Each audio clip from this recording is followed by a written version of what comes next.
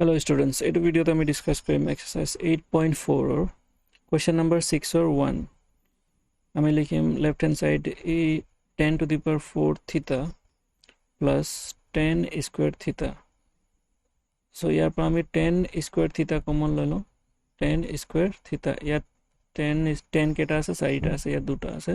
so দুটা আমি common ললো ইতত কি থাকিব 10 square theta plus 1. Okay. এতিয়া 10 square theta মই 10 square theta plus 1 ক মই sec square theta লিখিব পাৰিম আৰু এই 10 theta ক মই লিখিব পাৰিম 10 square theta ক মই লিখা 1 plus 10 square theta equal to sec square theta হয় তাৰ মানে 10 square theta equals to sec square theta minus 1 হয় ঠিক আছে so 10 square theta এর জায়গাত লিখিব পাৰো sec square theta minus 1 so ইয়াত লিখিম মই sec square theta minus 1 আর 10 square theta plus 1 বা 1 plus 10 square theta কি হয় sec square theta ঠিক আছে এতিয়া এটো ইয়াৰ লগত পূৰণ কৰিম আৰু এটো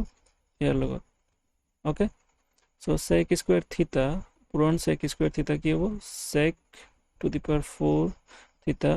minus sec square theta into 1 sec square theta যেটো আমাক প্রমাণ কৰিব লাগিছিল উলাই গল ৰাইট হ্যান্ড সাইড